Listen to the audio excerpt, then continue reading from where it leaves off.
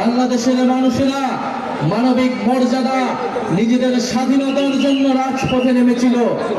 আমরা হয়তো সেই স্বাধীনতা, গণতন্ত্র পেলেও আমরা এখনো আমাদের অর্থনৈতিক স্বাধীনতা, আমাদের কর্মসংস্থানের যেই দাবি, সেই দাবি আমরা এখনো পূরণ করতে পারি নাই।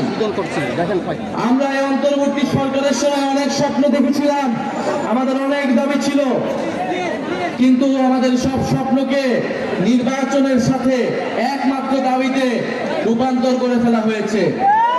আমরা বলেছি আমরা নির্বাচন চাই, আমরা গণতন্ত্রের পক্ষে লড়াই করা শক্তি, আমরা ভোটাধিকারের জন্য লড়াই করা শক্তি, কিন্তু বিচার সংস্কার ছাড়া নির্বাচন অর্থহীন হয়ে যাবে। এই নির্বাচনকে জনগণ গ্রহণ করবে না। ফলে বিচার এবং সংস্কারের যতটুকু আমরা এগিয়েছি, তার পক্ষে আমাদেরকে আরো ঐক্যমত করে আমাদেরকে নির্বাচনের দিকে যেতে হবে।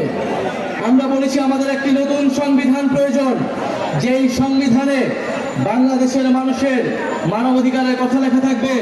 বাংলাদেশের যে ঐতিহাসিক লড়াই, 1947 সালে আজাদীর লড়াই, 1971-এর স্বাধীনতা সংগ্রাম এবং 24-এর গণ অভ্যুত্থানের স্বীকৃতি দেওয়া থাকবে, এবং এই সংবিধানে সকল জাতি ধর্ম সকলের সমান অধিকার নিশ্চিত করা হবে। সেই নতুন সংবিধানের বিপক্ষে দাঁড়িয়ে যাচ্ছে বিভিন্ন রাজনৈতিক শক্তি।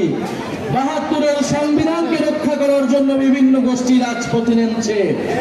72-এর সংবিধান ছিল বাংলাদেশের মুক্তিযুদ্ধকে, বাংলাদেশের স্বাধীনতা সংগ্রামের আকাঙ্ক্ষাকে নষ্ট করে দিয়ে মুজিববাদী সংবিধান প্রতিষ্ঠা করার চক্রান্ত। আমরা সেই চক্রান্তের ভিতরে গত 54 বছর ছিলাম, কিন্তু জুলাই গণ অভ্যুত্থানের মাধ্যমে আমরা সেই চক্রান্ত থেকে বের হতে চাই। প্রিয় সংগ্রামী মৌলভীবাজারবাসী, আমরা জানি মৌলভীবাজারে বাংলাদেশের সর্বাধিক চা বাগান রয়েছে, বাংলাদেশের তেল গ্যাস ক্ষেত্র রয়েছে, বাংলাদেশের খনিজ সম্পদ রয়েছে। এই বৃহত্তর সিলেট অঞ্চলে মৌলভীবাজার অত্যন্ত গুরুত্বপূর্ণ এলাকা, কিন্তু এই মৌলভীবাজারের যেই জাতীয় সম্পদ রয়েছে, সেই সম্পদের সুষ্ঠু ব্যবহার আমরা কখনো করতে পারি নাই। এই মৌলভীবাজারে চা শ্রমিকরা রয়েছেন, চা শ্রমিকরা কয়েকদিন পর পরে আন্দোলন করে ন্যায্য মজুরির জন্য। আমরা জানি শ্রীলঙ্কায় চা শ্রমিকরা 550 টাকা তারা দৈনিক মজুরি পায়, ভারতেও 400-র বেশি টাকা তারা মজুরি পায়, অথচ বাংলাদেশে এটা 200 কম, 179 টাকা মাত্র তারা মজুরি পায়। 179 টাকা একজন শ্রমিক কিভাবে তার দিন যাপন করবে, কিভাবে তার স্বাস্থ্য, শিক্ষা, তার পরিবারকে ভরণ পোষণ ব্যয়ভার বহন করবে?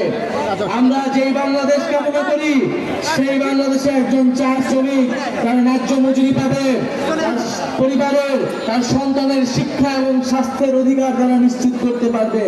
আমরা এমন একটা বাংলাদেশ চাই। এই মৌলভীবাজারে আমরা চা শ্রমিকদের অধিকার নিশ্চিত করতে চাই। এই মৌলভীবাজারে যারা বিভিন্ন জাতিসত্তা রয়েছেন, খাসিয়া, পান্থুয়া সহ বিভিন্ন ক্ষুদ্র জাতিসত্তা রয়েছেন, আমরা তাদের অধিকার নিশ্চিত করতে চাই। মৌলভীবাজারে যারা আলেম সমাজ রয়েছেন, যারা মাদ্রাসার ছাত্র রয়েছেন, আমরা জানি জুলাই গণ অভ্যুত্থানে এই মৌলভীবাজার সহ সারা বাংলাদেশে আপনারা ইনসাফের পক্ষে, বাংলাদেশের স্বাধীনতার পক্ষে লড়াই করেছিলেন। বাংলাদেশের সেই স্বাধীনতার পক্ষে, জনগণের পক্ষে, জুলুমের বিপক্ষে আপনাদের যে লড়াই, সেই লড়াই অব্যাহত থাকবে। জাতীয় নাগরিক পার্টি আলেম সমাজের পক্ষে থাকবে ইনশাআল্লাহ।